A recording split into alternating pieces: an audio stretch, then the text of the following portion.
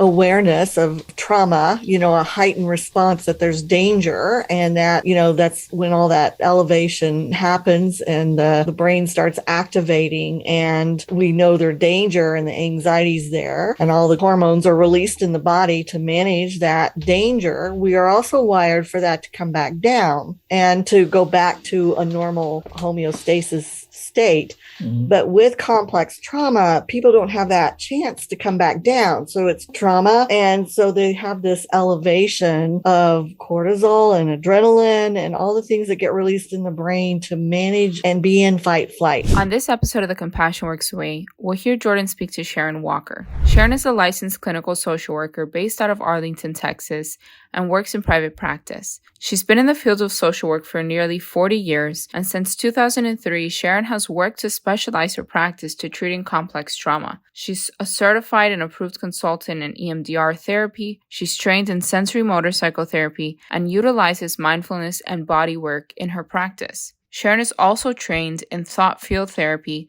play therapy, and in clinical hypnosis. In the last 10 years, Sharon has worked extensively with disassociation and DID, including those with ritual abuse. She also works with survivors of suicide loss and facilitates survivors of suicide, better known as SOS, a support group in Fort Worth. Sharon is a member of the Suicide Awareness Coalition in Tarrant County, and she's also a member of EMDR, NASW, and the International Society on the Study of Trauma and Disassociation. In this episode, Sharon shares her insights on complex trauma, how this is displayed in individuals, and signs and symptoms you can look out for if you may be dealing with complex trauma or know somebody who could be. You can learn more about Sharon on our website, CompassionWorks.com, or the official EMDR website by visiting emdria.org. Welcome to the CompassionWorks Way, featuring insightful discussions, inspiring stories, and expert interviews on mental health, building your practice, and personal and professional growth. This show is brought to you by CompassionWorks, your hub for therapists, mental health professionals, and seekers of holistic healing. Your host, Jordan Schaefer, founder of CompassionWorks and licensed EMDR therapist. Together, we'll create a world where compassion and understanding transform lives. CompassionWorks, empowering therapists and transforming lives. Now let's get into the episode. So I'm here with Sharon Walker again, LCSW out of Arlington, Texas, who's an amazing explainer of things. And I did want to do a check-in, so you might have to start charging me. But from our last conversation, there were a couple of things that really helped me see more clearly, I think. One was when you talked about, and we can talk about it more as I bring it up, but basically we were talking about attachment disorder. And sometimes there's a voice that comes up and says, what did I do wrong? Or what's wrong with me? Or a real subtle little voice you talked about. And you said that can be an emotional part that's basically been, how did you describe it? Do you know what I'm talking about? Okay. Yes. What we had talked about is when we're talking about more severe trauma like sexual abuse or more complex trauma, it can create a developmental injury. And in that, can kind of be a splitting off of self. So when you hear a client saying, but what about me? I'm not important. You're getting into more developmental kinds of negative cognitions. And so I guess as you do EMDR and work with trauma, hopefully you start developing an ear for that to some degree. So you're really kind of talking about a younger part of self. So there's several defenses to trauma, right? So there's fight, there's flight, there's freeze, there's submission. And there is also what they call the attachment cry, the what about me? And so that defense oftentimes is related to trying to reach out or connect to someone at the time of when that trauma occurred. So we're socially wired, or we're hardwired to be in social engagement with one another. we cry for help when we are in trouble. That's our cry out for connection or socialization. But when there's been severe types of trauma, that cry for help doesn't get listened to or adhered to or even acknowledged. And so a lot of that may just shut down, but it creates those negative cognitions because you start concluding about self that there's something about you that's defective or is not okay. And plus, perpetrators oftentimes may convince you that that's the truth too. Right.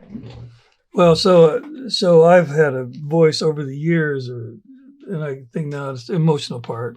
It would say, "What did I do wrong? Why? What did I do?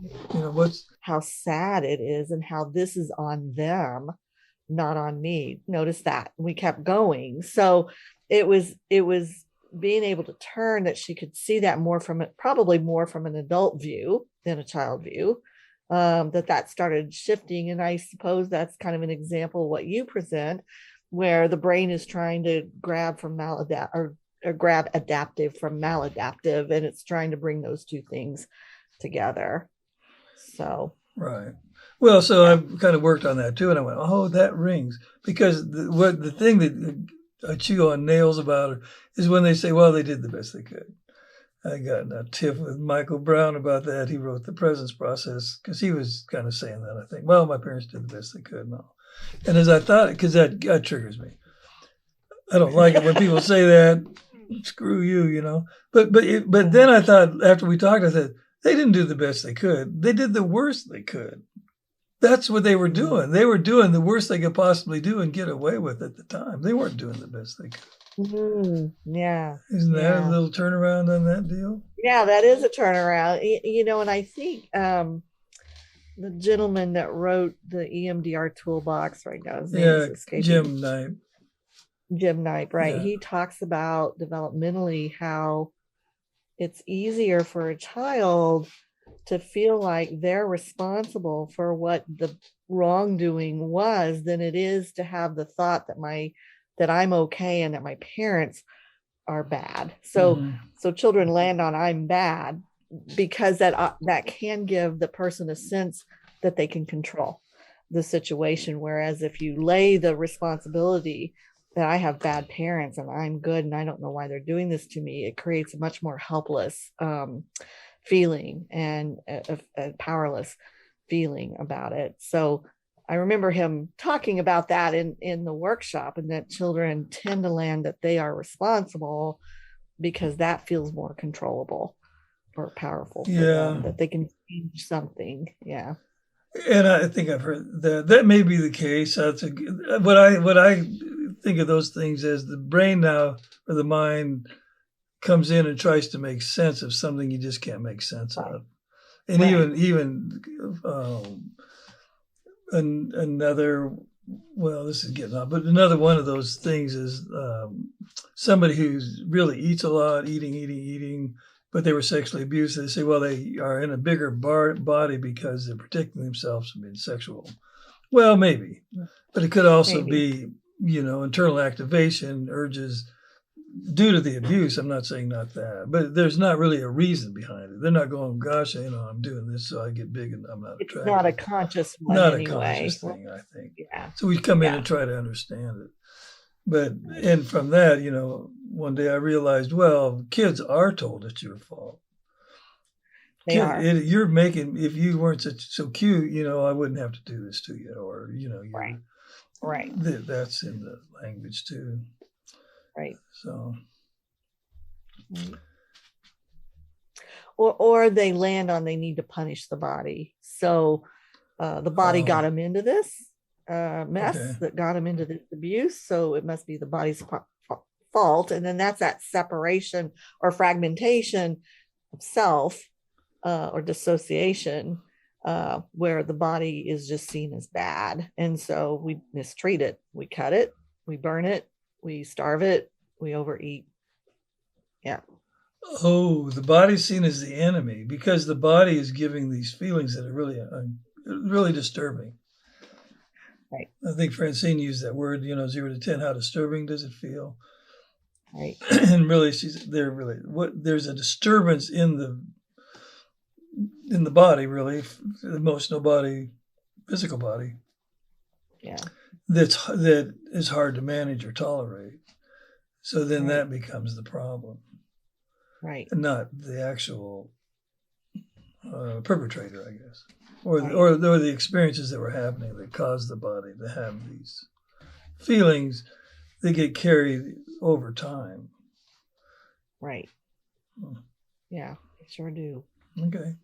Well, today we're going to talk about EMDR with complex trauma. And so I thought what I realized from our last meeting was I need to read this bullet points rather than to just start talking about them. So it's not a bad idea. This is a long one, though. But it's complex PTSD is usually defined as a person experiencing chronic and repeated traumas, okay, childhood interpersonal traumas, which affects the person's self-organization.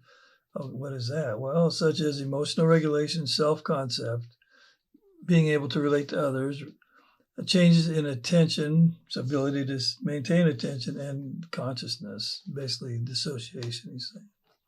So complex PTSD is in addition to core PTSD symptoms. And so what would you like to tell us about that? How could you build on that?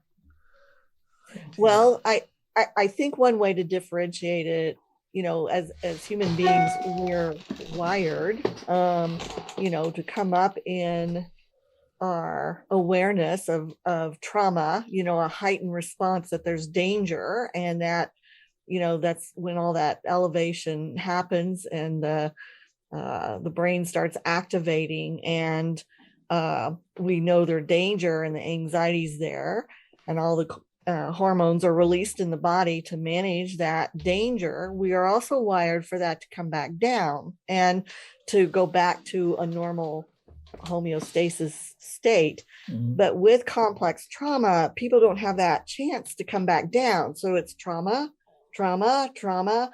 And so they have this elevation of cortisol and adrenaline and all the things that get released in the brain to manage and be in fight flight response. And so without that ability to come back down and get back to what a normal state is, in the window of tolerance, they're staying up there all the time. And our soldiers are kind of a example of that, who were over there looking for landmines, etc. There was no time to rest, so their adrenaline and all that stuff on high alert. They come home to the United States, they don't need that anymore, but they can't come down. They have to stay on this high alert all the time. And so it creates this complexity because you're not getting any time to try to organize the experience. So you don't get time to bring your anxiety down, or have more positive thoughts about self, or try to process what happened. There's no ability to do that. So ongoing trauma, you just stay in this heightened sense all the time. And so that creates more complexity than if somebody had a motor vehicle accident and then they had time to kind of process that afterwards. There may be some sticking points, but it's not as complex as when you don't get any kind of break or rest from any kind of trauma, especially if it's ongoing or happening every day or every other day. That creates more complexity to the person's experience and to their situation and to their healing too.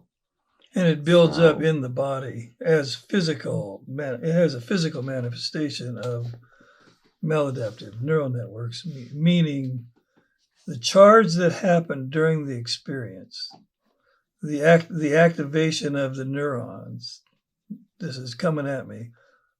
They're not able then to calm down and go to resolution. They're just always there like that. Right.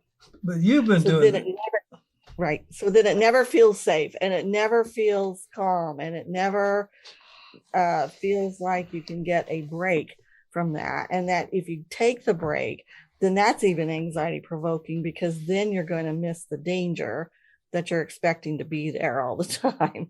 So it can be very difficult, when you do start working with someone, to get them down from that heightened state or activated state. Yeah, right there, you pointed to an important thing that gets missed, which is why this safe, calm place can be activating. Right. Because there's no place that's safe.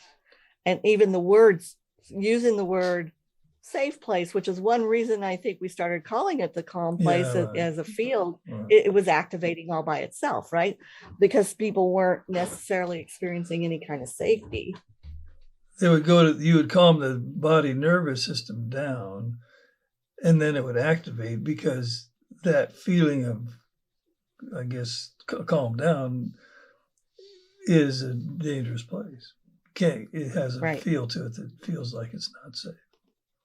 Well, and I know, Jordan, we've talked about in trainings before that, even using calm place, and that one way to maybe help someone who's so activated all the time is to use to say a calmer place or a safer place to help create whatever that is for that person, because they don't feel that sense of safety or calmness. Just thinking it can be confusing for the therapist when somebody's calming and the next thing you know they're activated or going somewhere else and they're not going to do it. It's because it may not be. But you've been doing this long enough that you were working with complex PTSD before there was something called complex PTSD. Is that correct? Yes, I think so. I don't know what time frame you're thinking, but I'll go with it. Back in the 20s. Well, I don't know. It says Herman's 1992, so maybe it's been around. But okay, so I think we're good on the concept of complex PTSD. Okay, and then so let's move on here. And so now EMDR with complex PTSD, phase 1, history and treatment planning. So this goes, let me go through the abuse history, dissociative screening, RDI, which we kind of skipped RDI last time, I think. So let's go through that in terms of getting a thorough abuse history. I mean, is there a balance on that, or you actually get it over time, I think, don't you? The history of the abuse. You can, because there's amazingly some clients who don't consider certain events or experiences as trauma because it just felt more normal for them. So when we frame that into that this would be trauma, sometimes that's surprising to them. So and somebody with a lot of complex trauma are going to have signs and symptoms related to boundaries or their relationships, or even the distortions of their body and their awareness of their self. So this is where the DES screening can be helpful, but it's also not always telling. So so we do it. I like the ACEs screening tool too, to kind of help you understand what the childhood events were, because that's the complexity comes with trauma happening early. So for me, one of the things I changed with EMDR in terms of history and treatment planning is that I really started focusing on questions around attachment. Who took care of them when when they were hurt? How did the adults respond when you needed something? How would you describe your parents with 5 adjectives, which comes from another screening tool. Right. If somebody says my parent was loving and kind and gentle, okay, you've got some more stability there. But if you say they were angry, they were drunk, they were away for long periods of time, it's giving you some idea about their connection to adults in their lives. So I know that's one thing I changed as an EMDR therapist, really started focusing on attachment and how they attached in relationships. I thought that was important. And I've maintained that. So, and really what their resources are, both externally and internally, how do they get support and how does that work? And then how do you support yourself? What can you do to self-soothe, self-calm? And is that somewhat organized inside? Because some people with lots of trauma, there's not a lot of organization inside, meaning, to organize my thoughts and organize my feelings about it. It gets somewhat overwhelming to people. Well, when you were talking about that earlier, in terms of a trauma hits and then it starts to go down, but then another one hits and it's up. Right. What I was hearing in that is it never, because of that is what's really causing, you could say, the lack of organization. So you can't ever calm down and go, okay, what happened? What am I going to do? Or Where make am I? sense out of Make it. sense out of it. And then it happens again. At least I'm organized around it. But if it's always happening, then I think that's probably where the lack of organization comes Right. from. Well, and you learn you don't have any boundaries, right? You can walk away feeling like I have no right to a boundary when you absolutely do have a right to a boundary, but you can't feel that because you've just been hit so often with those traumas that it's left you with submitting and just giving up or going along with. That's it does different things to different people. So yeah, some of that assessment around that. And I do also try to assess what are the defenses in the trauma. What is the primary defense? Is that fight and flight? And there may be a combination of those things, but somebody's so defended or just wants to avoid. So that's important for me to know kind of how they use their defenses in terms of trying to get through or manage the stress that they're feeling through the triggers, or even being in therapy with me because we're talking about that trauma, or we're addressing the trauma, I should say. So what are the categories for defenses? I mean, I guess we got the fight, flight, freeze, submission, and then that cry, the attachment cry for help. When you can't fight and you can't flee and you freeze, you either collapse, it can collapse down, and in sensory motor, we can see that in body language too. So that's the other piece of looking at how the person's carrying themselves. Somebody real defended, maybe even rigid, and is waiting for you to make a mistake and is quick to fight with whatever it is you're presenting. So where others just submit, and you have to look at those defenses as that those were adaptive at the time. Those were adaptive. So submitting may have been the very safest place to be or to do in order to get through. Trying to plead with your caregiver to not hurt you may have been the best thing you could have done in those moments. So you have to look at those defenses, I think, as adaptive for sure. But as we age and go along, they may be maladaptive too. So, well, that's why they become problematic, I guess. I mean, that's the idea. Yeah. So RDI, resource development installation. Now, some people use it all the time, and some use it sometimes, and some really don't use it. Where are you at on that continuum? I use a lot of resources. So I want my clients to be able to self-soothe. I want them to have the experience of being able to calm themselves down, which I think is really important when you do install the calm place. It gives them a tool that they can practice and do, and it gives them an ability to do that. When they can start to self-manage, I think that creates a little bit of confidence and, wow, I got this, or I can do this. Although there's times that, the activation's so high, all that goes out the window and it feels like nothing works. So the usual grounding techniques and anxiety reduction techniques, all of those are important for me to use with my clients because I want them to know how to do that. And then I ask them, are you practicing that? And then how's that go? How does that go when you do practice that? And some can say it helps. Some say, I forgot to use it. So some of that's trying to coach them to understand those are resources for them and those techniques that you use to help ground and center them are tools that they can use. It also keeps the window of tolerance wider, right?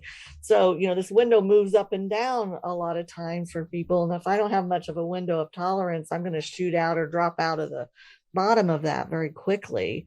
So I think resourcing is a very important piece of what we do, especially with complex trauma.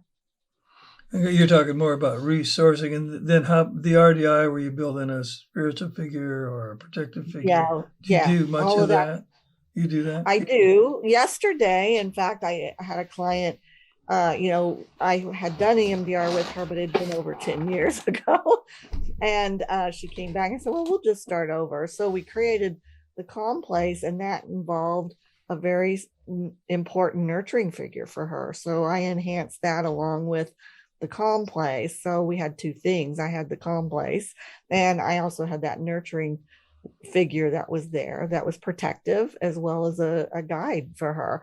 So it felt so good for her to have that reconnection to that figure who was really kind of a godsend for her in her childhood. So absolutely do use those.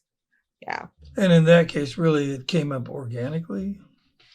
It came up organically for her. In my head, I was like, oh, great. I've got a nurturing figure and a Calm Place to work with all in one session.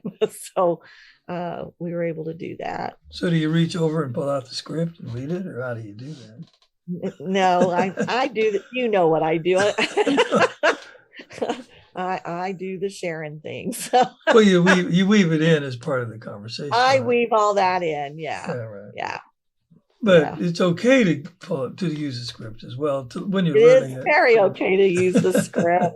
Yes. All right. So, yeah. Let me see. Phase 1, history and treatment planning. Now we have signs and symptoms. Under that is boundary issues, interpersonal relationships. So let's talk about that.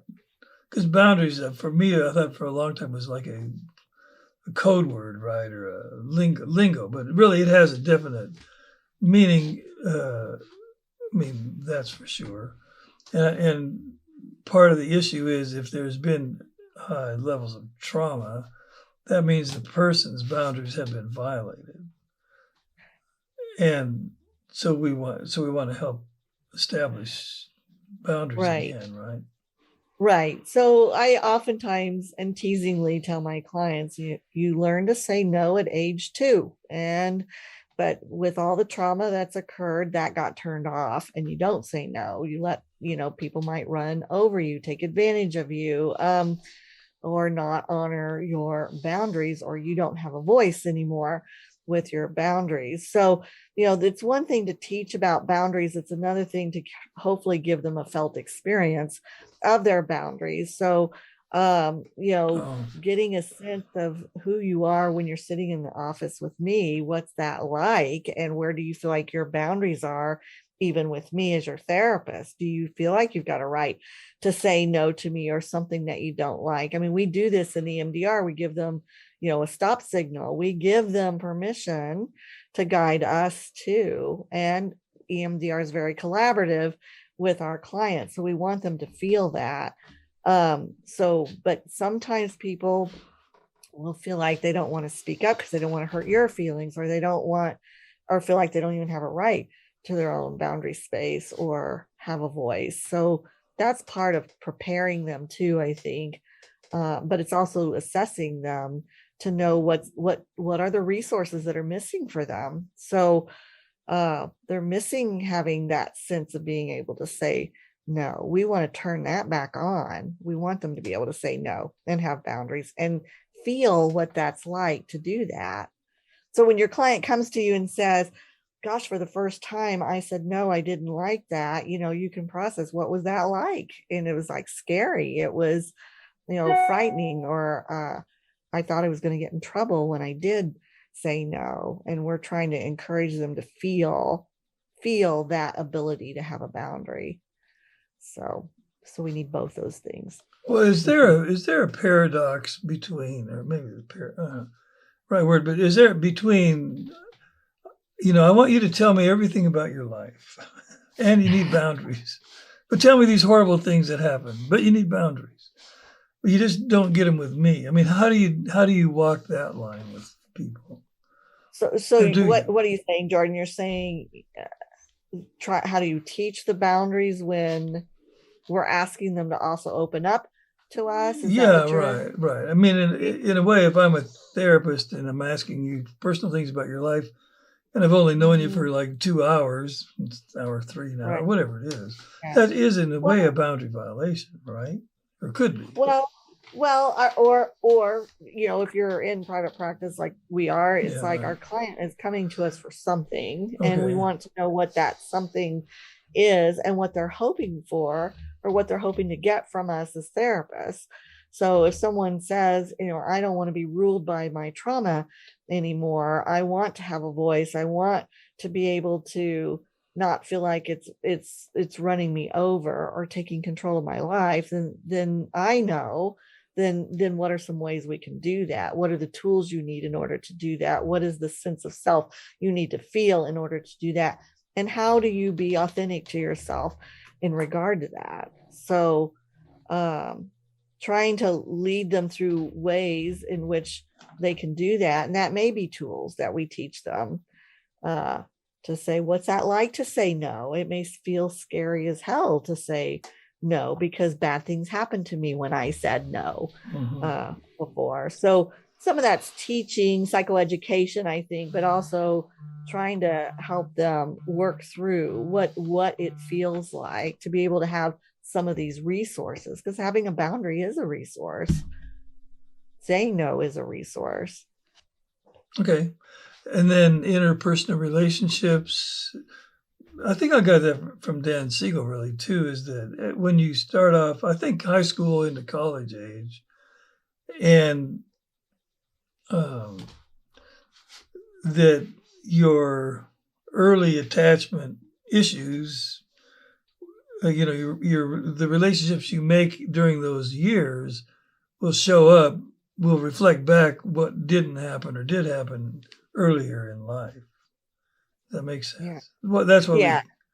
And I think I said before, when trauma happens, I think Judith Herman said this, this really shatters your sense of who you are in the world and who you are with other people and your social relationships. Who do you trust? Who can you trust? Who can't you trust?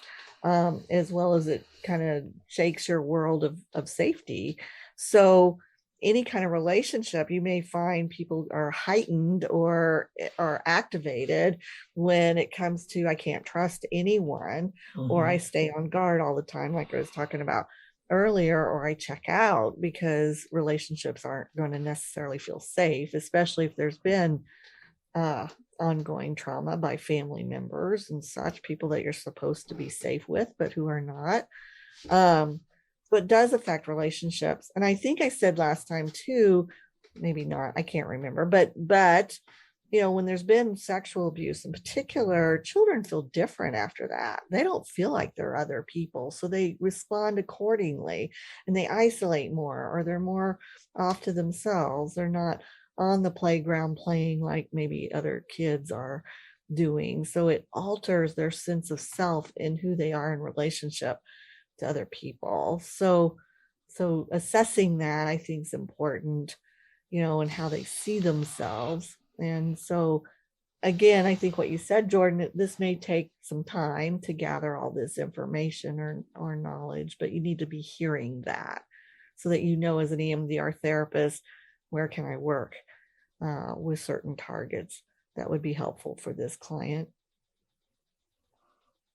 Okay. And then distortions of body awareness. Yeah, and I think we kind of touched on that a little bit ago, when people see the body as bad, that's right. And see it as something that's to be hated rather than nurtured or loved. I've certainly have dealt with that with DID clients. I had one client who actually had carved the word bad into her torso, to just say the body was bad. And it was very hard to see her do that, because now the scarring is there and the scar says bad across her body. But she's in a better place now.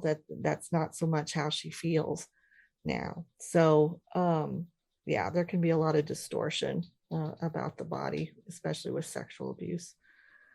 And then sexuality, of course, that would impact that. Yeah, I agree. Mm-hmm.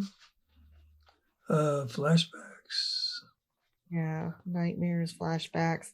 body I reaction. think, yeah, I think you need to ask questions about that, especially when you get a lot of amnesia centered around trauma memory.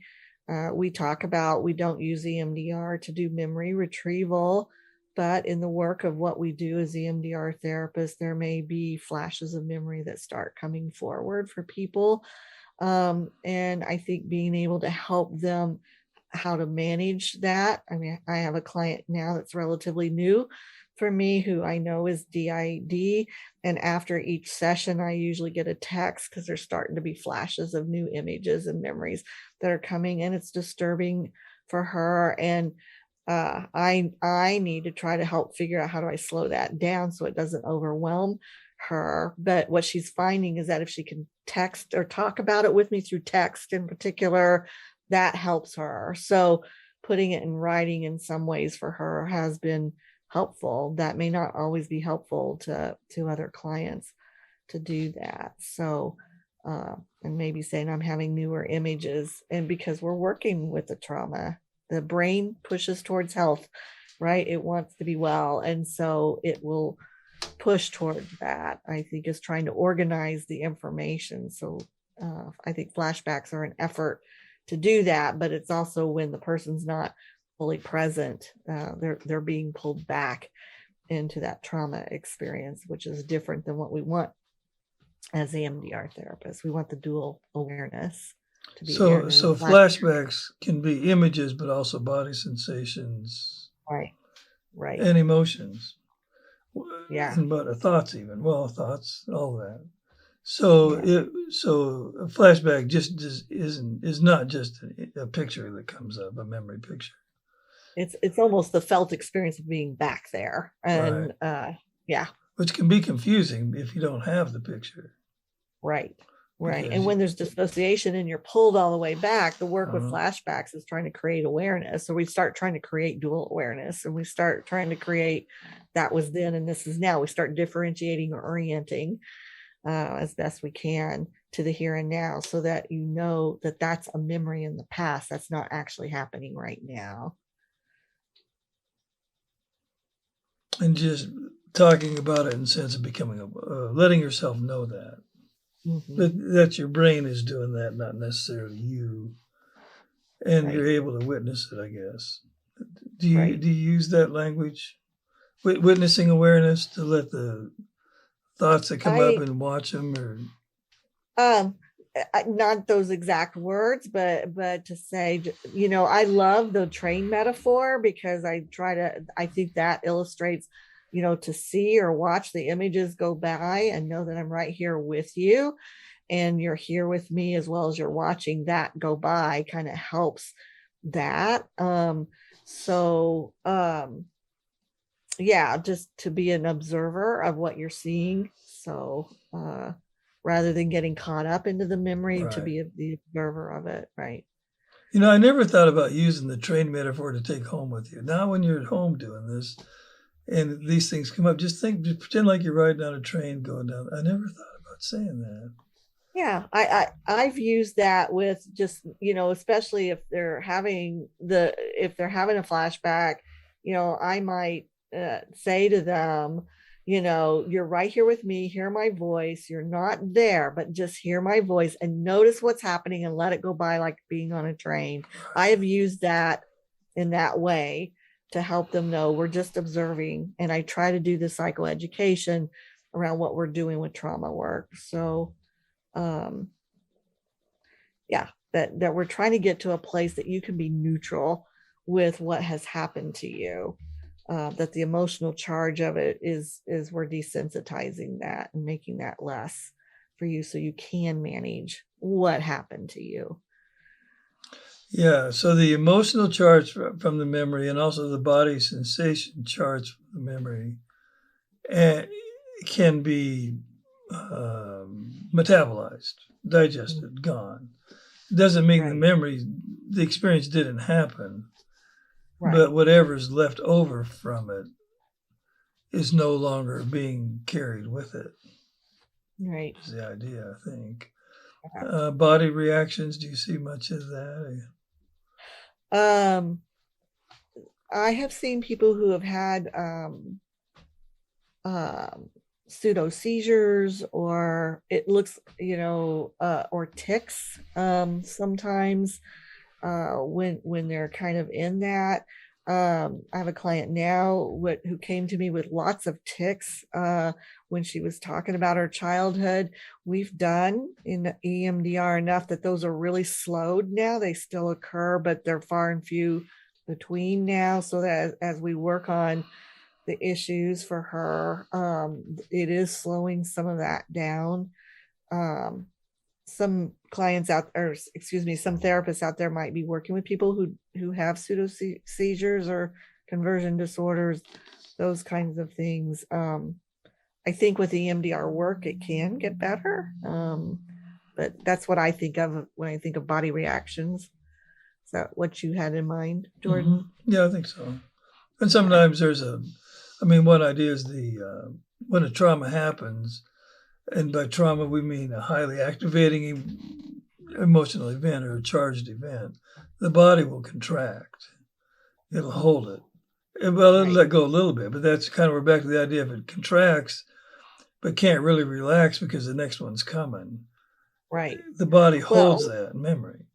Right. And the body may go into body posture like it did in childhood. You may see somebody curling up or going into fetal position, those kinds of things. Or just the slump. Just a little, like that. Your collapse, to see all that happen. So, the body holds that. So then when the body lets it go, then what I think happens is it goes, so the body's holding it. Now, and sometimes when the body lets it go, it relaxes, but then it relaxes and grabs. And when that does that, it's uncomfortable because we're not used to that. Right. But that's more subtle, I think. And I don't know that we always see it. But once in a while with EMDR, you'll see somebody quiver or shake and just let them shake it off. Right.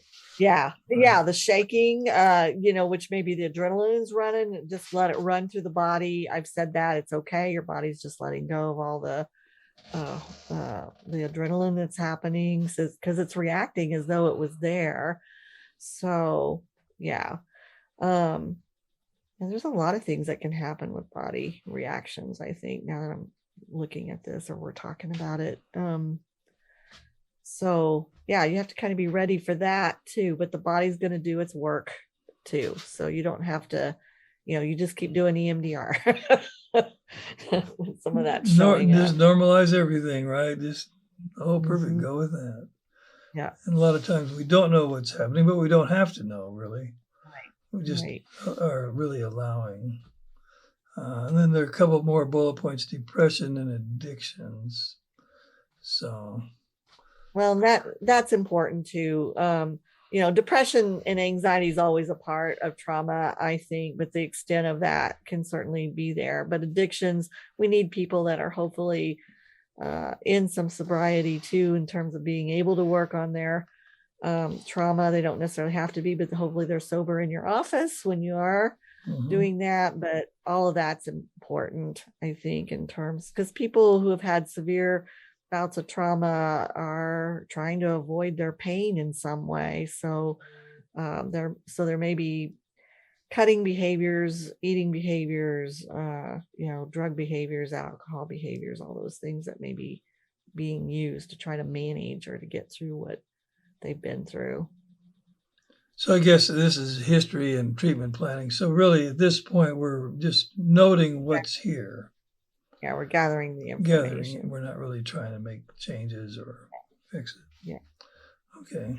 Well, let's wrap up here for today. I think that we covered the first slide. And, I think it's good. So, thanks for doing this. It's always, learning from you. Is good. Really helps. Makes a difference. Oh, good. I'm glad. I hope so. Yeah. I never know what I'm going to say. So these will be, if you ask me to do these 2 slides next time, I might say something completely different. Who knows? Yeah. Well, I just like the idea we can go into it more in depth, because in the trainings we do cover them, but we just can't go into each detail in each one. And Yeah. it may not be what's wanted, but Right. what it is. Okay. All right. Well, thanks, Sharon, for coming and Okay, doing you're very this. welcome, Great. Gordon. Yeah. Okay.